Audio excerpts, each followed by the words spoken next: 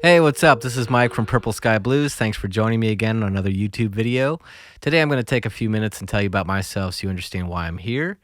I was involved in underground music DIY culture for about 25 years. Then about 8 years ago, I had children. I got married about 11 years ago. And now with the blessing of my partner and to set a good example for my children to watch their parents do things they enjoy doing, I'm getting back involved and show everyone that, hey, this is possible. You can follow your passion even if it isn't your day job. So I started off like a lot of you with probably a little brown Fisher-Price tape recorder, and I used to make home recordings on it. Eventually we got a second boombox, and you could put them back to back and make a mix, which is pretty sweet. My parents bought me a guitar when I was probably 8 or 9 years old and a keyboard shortly after I begged them. We would go to Venture over on Row in Roland Park and kind of visit the keyboard. I don't know if people do that anymore, if you go to visit the thing you're going to purchase 3 or 4 times before you decide it's the one. But we did, and my mom got that for me. I took piano lessons for about 8 years, so she didn't feel like it was an unwise investment. After I got my keyboard and I had my tape player, I started my first band. We were called the Terminators. We only sang songs about the Terminator, and I'll play you a sample of that right now.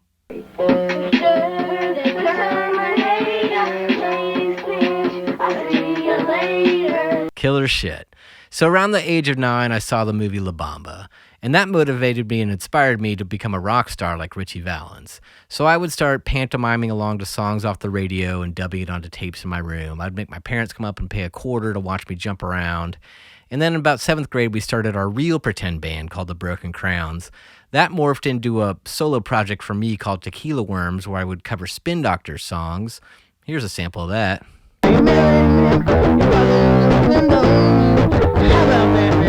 Seems like I was moving backwards. Shortly thereafter, we started a band in high school, and the drummer got an 8-channel mixer, which made us feel like we were hot shit because now we could actually mix stuff down to tape, so we felt legit. Every now and then, if we felt really cool, we'd have our friend come over and mix it while we were playing. Finally, my senior year of high school, after 3.5 years of playing music as a band, we thought we were good enough to warrant being recorded in a proper studio, so we headed up to Otho, Iowa to record at Junior's Motel with Kirk Kaufman. Kirk had been in an 80s band called the Hawks that had a top 40 hit, and we're going to do a whole separate documentary on Kirk and Junior's Motel because it's a really interesting story. But on our first trip to Junior's Motel, we planned to record and mix 13 songs in 2 days, which we thought we were prepared to do, but the tape doesn't lie. We were not prepared. Luckily for us, Kirk's a solid dude, and he hooked us up, and we got to go back another day and get it all mixed. So for the next 4 or 5 years, every band I joined, I'd take up to Junior's Motel to record. Kirk got to the point where he trusted us, and after about 10 o'clock each night, he'd just show us how to run the tape machine, how to thread the tape, how to run the board. He'd go to bed, and we'd record all night and crash on the floor. And that was my first true studio experience. A few years after Junior's, my band started recording out at Black Lodge in Eudora, Kansas. First with Rob Rebeck, and then with Chris Cosgrove after Rob left and moved on. We did an EP and an LP there, and then we did tracked 2 EPs out with Chubby Smith and his barn in Perry, and then we mixed them over at Black Lodge with Nick Day. By around 2009, 2010, I started working the night shift at Chris Cosgrove's personal studio he'd opened up here in Kansas City, and I would kind of get the DIY acts that, they would pay a cheaper rate for a cheaper quality product, but I learned a lot from doing that, and I really enjoyed it. He shut that place down probably around 2011, 2012.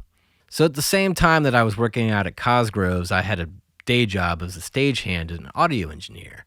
And I worked for a while at the Carlson Center, and they had this killer Midas Heritage 2000, which I fell in love with the sound of.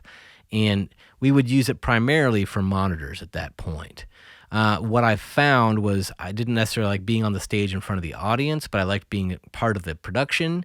I didn't like sitting out with the audience. Sorry, everybody out there. I liked being on the stage and interacting with the band one-on-one. So I'd be over there stage left with a Midas running monitors for whoever came through. And eventually that led to a gig working with Gossip out of Portland, Oregon. They took me, sight unseen. They crossed their fingers, and we had a really good time.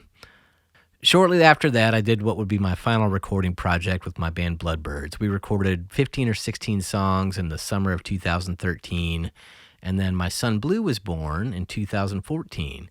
And what I didn't realize at the time was what a big deal having a kid was as far as how much of your mental, physical, spiritual, psychic energy it takes. And didn't even notice how much I was using because we were just focusing on, taking care of this tiny little baby that we felt like how did they let us take this baby home from the hospital? But Blue came, and then Ira was here in 2018, and then shortly thereafter, and there's been a few projects here and there, but nothing consistent like this. So last year during the pandemic, it kind of hit me, hey, I need to get back into the thing that I like doing and work with other creators. Like, that's what motivates me and inspires me, to see what other people are doing and be like, oh, cool, that's a great idea. Like, I love that. It makes me think of this. So I'm going to go take this energy and turn it into my project. And that was one of my favorite things. It made me feel very alive and very involved in the community. So this project is a way to tap back into that and help engage with other people that I've wanted to work with for years. One of the kind of interesting things we're going to do is do, family storytelling sessions where you can bring in a loved one, your children, whatever. You can sing a kid song. We did some holiday songs around Christmas time. That was a lot of fun, very chaotic. I'm going to say, if you bring in small children, the key is have no expectations and just roll with it. And it'll turn out pretty cute, if not like perfection. So that's just a little bit about me.